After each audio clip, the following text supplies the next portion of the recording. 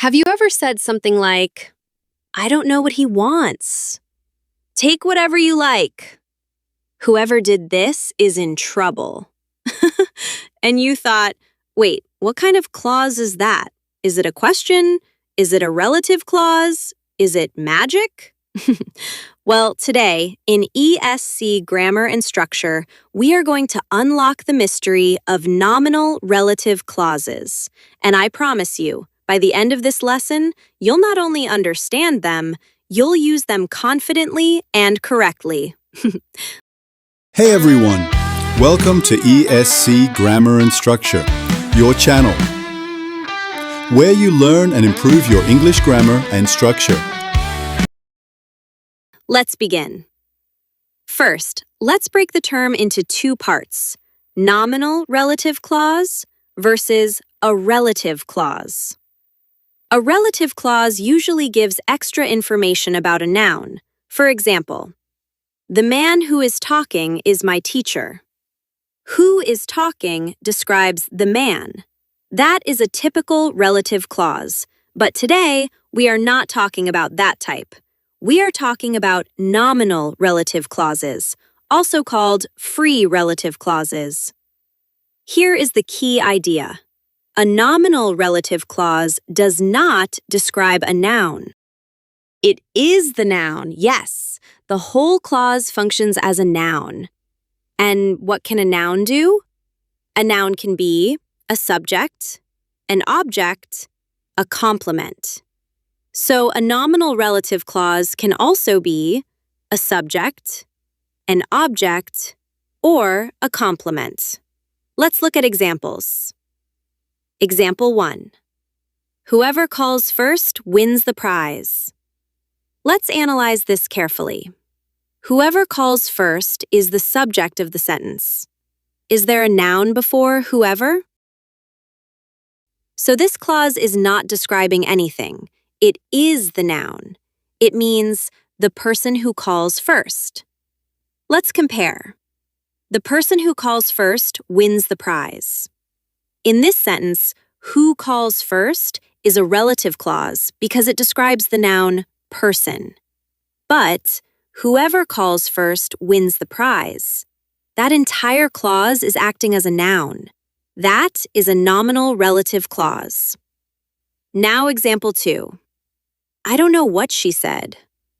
What she said is the object of know. Ask yourself, know what? Answer, what she said. So, what she said is a nominal relative clause functioning as a noun, specifically the object of the verb. It means the thing that she said.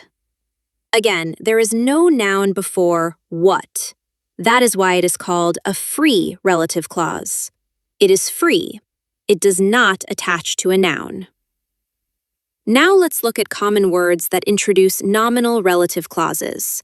The most common ones are what, whatever, who, whoever, whom, whomever, which, whichever, where, wherever, when, whenever, how.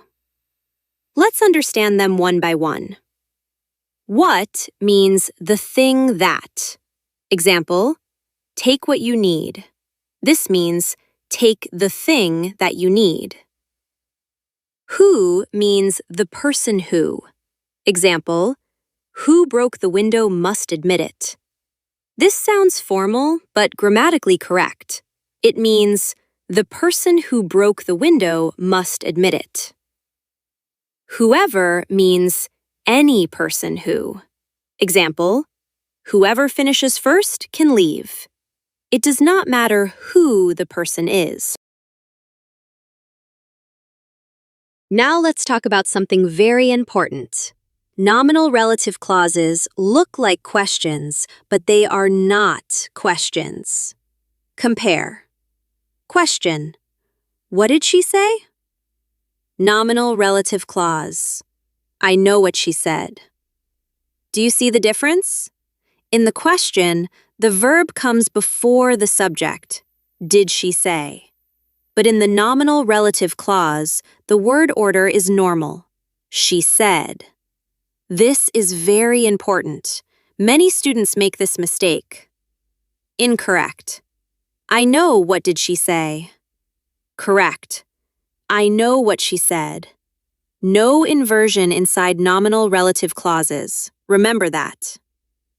Now let's look at how nominal relative clauses function in 3 positions. First, as subject. It is placed in the beginning of a sentence. What you did was amazing. What was amazing? What you did. The entire clause is the subject of the verb was. Second, as object. It comes after the verb of the sentence. She didn't understand what I meant. Understand what? What I meant. See? It appears after the verb understand. Third, as subject complement.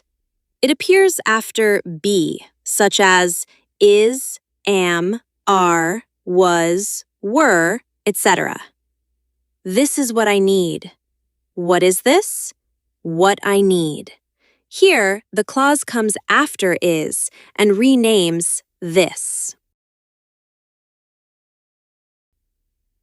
Now let's test your understanding. Multiple choice test 1.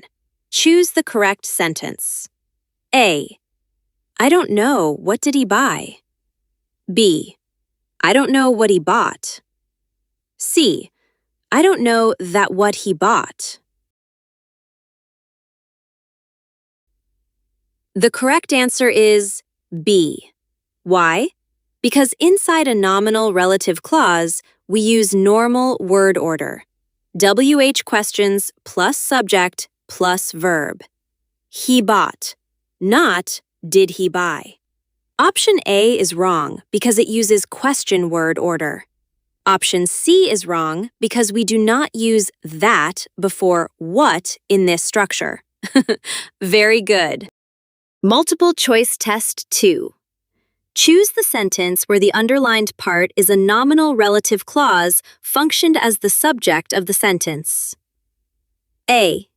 The student who is sleeping is tired. B. What you said made me happy. C.